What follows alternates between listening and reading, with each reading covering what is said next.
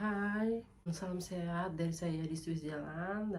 Perkenalkan, saya Tina dan saya tinggal di Switzerland itu sudah 4 tahun. Dari 2016 saya menikah di Indonesia. Saya terbang ke Switzerland itu di 2017, tepatnya di Januari. Saya mau share ya di Switzerland selama ini. Itu ada senang, ada nggak senangnya juga gitu.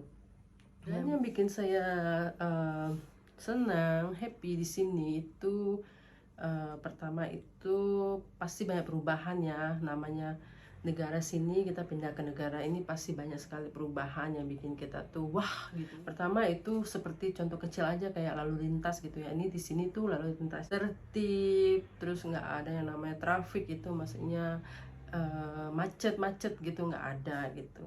Tempatnya bersih ya, terus fasilitasnya juga oke di sini ya. Jadi di sini itu kalau kita punya rumah meskipun kontrak gitu ya, jadi udah ada fasilitasnya lengkap, dari air mandi showernya udah ada, air dingin sama air panas, terus begitu juga kitchennya ya, dapurnya itu udah lengkap, udah termasuk udah oven, udah sama ada cuci piringnya, semua udah lengkap gitu.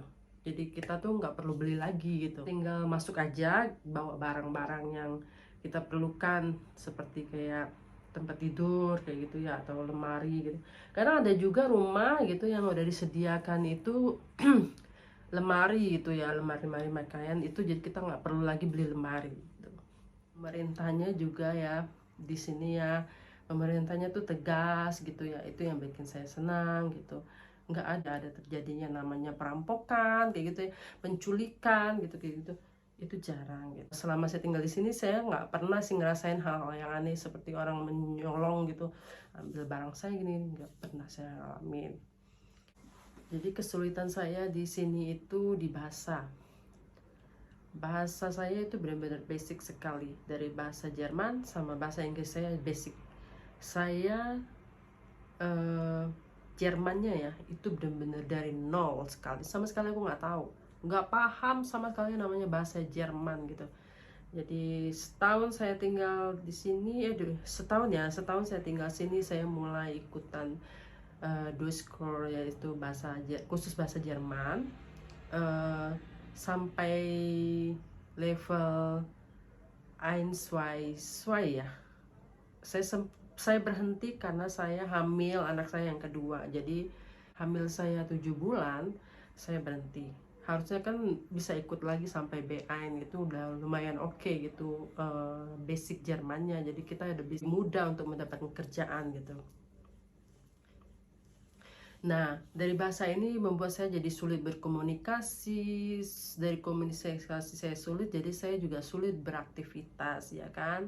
Karena mau kemana-mana kan kita harus ngomong, mau ketemu orang di jalan juga kalau ada apa-apa kan ngomong juga, ya kan? Nah, itu yang bikin sulit. Apalagi kan apa-apa harus saya lakuin sendiri. Kayak sekarang ini saya punya anak dua gitu. Anak saya yang besar itu udah di spill group di Kinderkrippe. Kalau di sini bilangnya Kinderkrippe itu kayak di Indonesia berarti kayak TK kelas kecil gitu kali ya. Nah, saya harus berkomunikasi dengan gurunya itu kan pakai Jerman juga gitu. Ada yang nggak bisa bahasa Inggris, nggak semua bisa bahasa Inggris. Nah, itu juga mempersulit saya gitu. Cuman kalau untuk sekarang saya harus berani gitu. Kedepannya juga apa-apa kan aku harus sendiri. Suami kan nggak mungkin kan 24 jam sama saya. Dia kan kerja gitu, nggak standby di rumah terus gitu. Jadi saya juga kalau kemana-mana bawa anak saya, jadi saya harus sendiri gitu ya. Untuk sampai hari ini bahasa saya udah oke, meskipun basic tapi tetap udah oke. Saya mengerti apa yang mereka katakan dan sedikit-sedikit saya juga bisa mengungkapkannya gitu. Itu luar biasa ya kan, kalau kita mau belajar gitu ya, punya semangat, kita belajar pasti bisa gitu. Selama di sini, jadi selain mengurus rumah tangga sebagai ibu rumah tangga gitu ya, mengurus suami, anak, dan rumah gitu, saya itu mencoba kegiatan baru yang membuat saya super sibuk. Padahal mengurus anak dua udah super sibuk, masih mau cari kegiatan yang super sibuk lagi. Karena saya orangnya hobinya bisnis. Dari semenjak di Jakarta, di Indonesia juga saya orangnya bisnis gitu, suka jualan gitu. Saya jual online, baju waktu itu, kosmetik, berbagai macam aku jual-jualin gitu kan. Jadi semenjak tinggal di sini itu semua saya tinggal gitu. Jadi saya punya bisnis kecil, saya jualan kue, birthday cake. Saya jualnya itu di marketplace Facebook dan saya juga punya Instagram. Nah, siapa yang menjadi pembeli saya? Ada juga orang Indonesia, ada juga orang-orang di sini juga ada. Lumayan sampai hari ini ya, ada aja gitu orderan yang saya terima gitu, meskipun nggak sampai wah wah wah gitu, tapi ada aja, lancar gitu, lancar. Kue-kue kue-kue Indonesia yang lainnya itu banyak kan orang Indonesia yang beli. Pokoknya orang Indonesia sama orang yang di sini juga ada gitu yang beli. Lebih banyak sih orang sini ya yang beli ya, termasuk orang-orang imigran yang mungkin tinggal di sini gitu ya. Jadi komunikasi saya dengan mereka itu kadang saya bisa langsung komunikasi lewat by phone, bisa juga lewat itu ya, mereka chat saya gitu ya.